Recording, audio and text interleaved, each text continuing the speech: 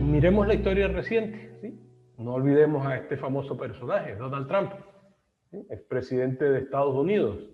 Según todas las noticias, por decirlo de esa manera, un mentiroso compulsivo y emisor de juicios infundados y falsos. Y sin embargo tiene 80 millones de seguidores. Y además convulsionaron a su país por creer los juicios infundados y las afirmaciones falsas de este personaje. Y como siempre en la historia, el mentiroso se va, pero la mentira queda en las mentes de los creyentes. Nuestra civilización contemporánea está viviendo como religiones mentiras que se dijeron en el pasado, mezcladas con verdades que se dijeron. Y por eso surgen lo que hoy día llaman peyorativamente sectas, que no quiere decir sino sectores, grupos. O sea, ¿por qué surgen grupos interpretativos distintos? ¿Sí? Por los juicios que se hacen, por las mentiras que se aceptan como verdad, por las verdades que se rechazan como válidas y fundadas, por cómo respondemos los seres humanos. De modo que, ¿de qué lado de la historia humana quieren estar ustedes? ¿Sí? ¿De los que juzgan, condenan y no perdonan gratuitamente? ¿O de los seres despiertos que descartan y rechazan los infundios y las mentiras? Bueno, o que al menos no toman partido mientras no conocen y comprenden lo que están declarando. ¿Cómo van a funcionar ustedes en sus propias vidas? No cómo funciona el mundo, que hay que conocerlo, ¿eh? Cómo funciona el mundo hay que conocerlo, pero ¿dónde voy a estar yo? Aquí estoy poniendo un ejemplo que es histórico, es mundialmente conocido, y hay suficiente literatura, incluso grabaciones, que uno puede comprobar que ese señor decía mentiras. Bueno, la gran última es, me han robado las elecciones. Hasta los propios jueces que él puso para que lo avalaran, le dijeron, perdón, usted está equivocado. Ese señor le ganó a usted, los mismos que él puso, o sea que más evidencia que todos sus compañeros, pero luego, pues bueno, ocurre lo que ocurre por intereses. Pero lo peor en la presidencia de Donald Trump no fue solo eso, sino la degradación del lenguaje. Desde los primeros hechos que él denominó alternativos, cuando eran falsedades, hasta las mentiras sin pudor, descaradas, que todo el mundo las podía ver, de las ofensas groseras que soltaba, los insultos desvergonzados, desde la pura provocación a la peligrosa incitación a la violencia. Eso ha sido conocido. Y era uno de los hombres más poderosos del planeta. O sea, el presidente de la nación más potente y más poderosa, económica y armamentísticamente. Una degradación insoportable de la vida social que se extendió por el mundo, no que no existiera, pero que creció bajo el influjo de poder del presidente de la nación más poderosa hoy día en el mundo, que está perdiendo terreno, ¿vale? Pero sigue siendo lo que sigue siendo.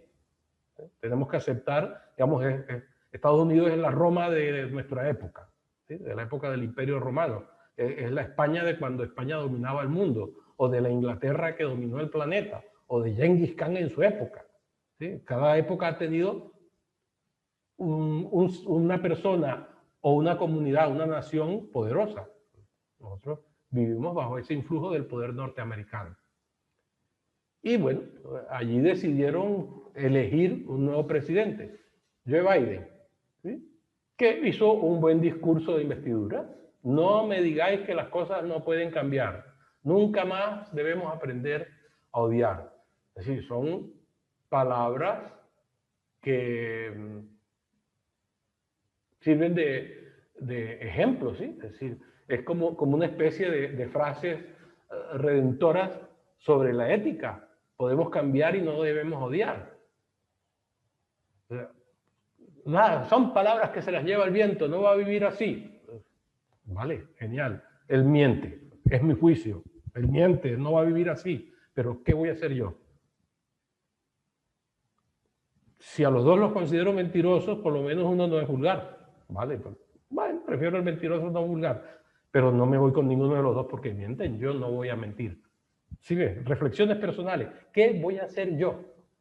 Porque estos análisis no los hago, yo no estoy condenando ni enjuiciando, bueno, estoy haciendo juicios de valor basados en hechos, es decir, están fundados en los hechos. No lo estoy diciendo gratuitamente, están las grabaciones, están los escritos, pueden estudiar toda la literatura que quieran y verán que eso ha sido constatado hasta la saciedad. Y ahora, puedo creerlo o no creerlo.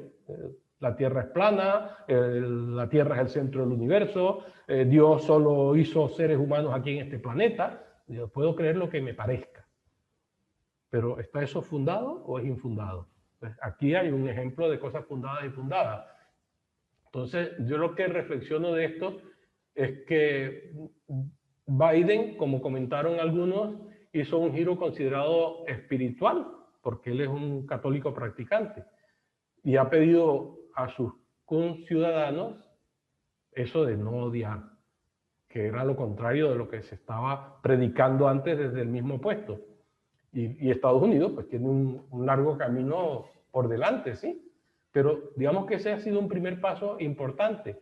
Le ha dado sentido ético al lenguaje.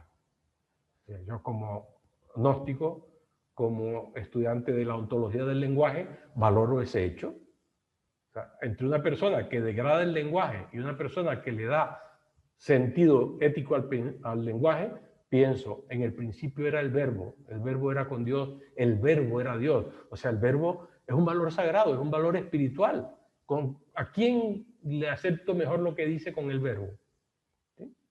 De modo que, digamos que en ese sentido es una recuperación de la misión del verbo en la comunicación humana. Proteger la función del verbo, usarlo responsablemente. La política son palabras, pero la educación son palabras. La comunicación humana son palabras. Las palabras son el espíritu de la convivencia humana. Con ellas construimos el interés general y el bien común, o todo lo contrario. De modo que cuidemos nuestras propias palabras, cuiden sus palabras. Tratemos de ser conscientes de cómo usamos nuestro verbo. Y como lo hemos visto en la lectura de los comentarios, a todos nos ocurre que muchas veces fallamos y usamos mal el verbo. Entonces, claro, un pecado, un crimen, un delito. No, un error, no has aprendido bien. Es un error como cuando confundías la A con la O y no sabías que una le ponían en escritura un palito arriba y a la otra le ponían el palito abajo. Y tú no notabas la diferencia, sino que eran dos bolitas. Entonces, mientras uno aprende esas pequeñas diferencias, mientras es capaz de darse cuenta, de reflexionar sobre ellas, va a estar cometiendo errores. Somos falibles. O sea, no crean en la infalibilidad divina. Nuestro mundo por lo menos no funciona así. Que hay un mundo de infalibilidad divina, pues no es el nuestro.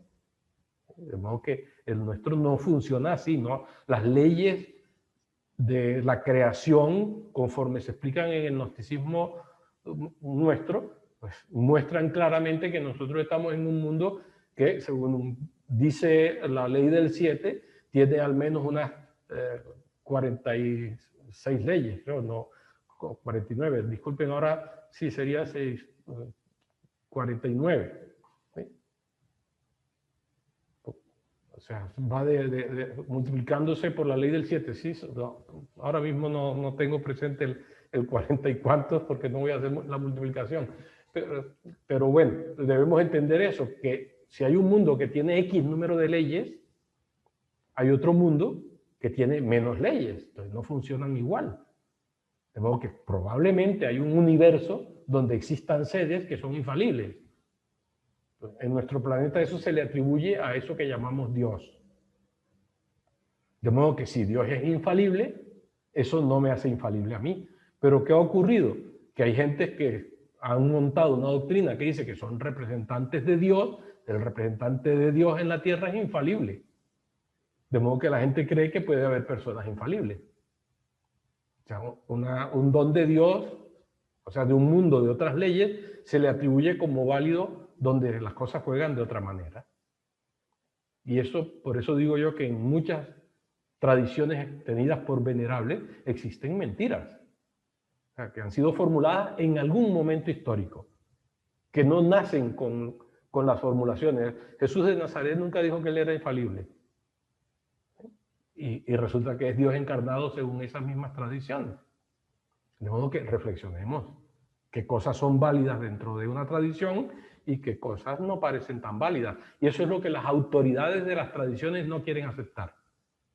Claro, y si las autoridades científicas no aceptan que haya una modificación del conocimiento porque alguien demostró que lo que hasta ahora se creía verdad no estaba bien fundado y no estaba dando demostración completa de cómo la cosa realmente era, la ciencia se estancaría totalmente como una creencia religiosa.